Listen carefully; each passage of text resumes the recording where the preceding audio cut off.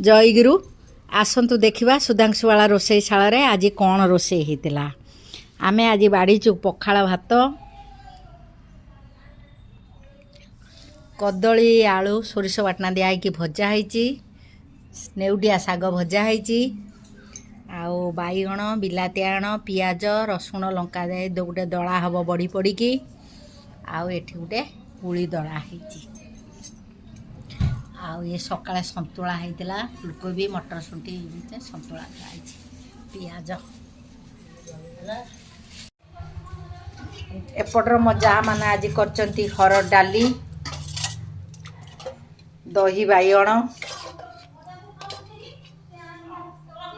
भेंडी आलू चुचुड़ा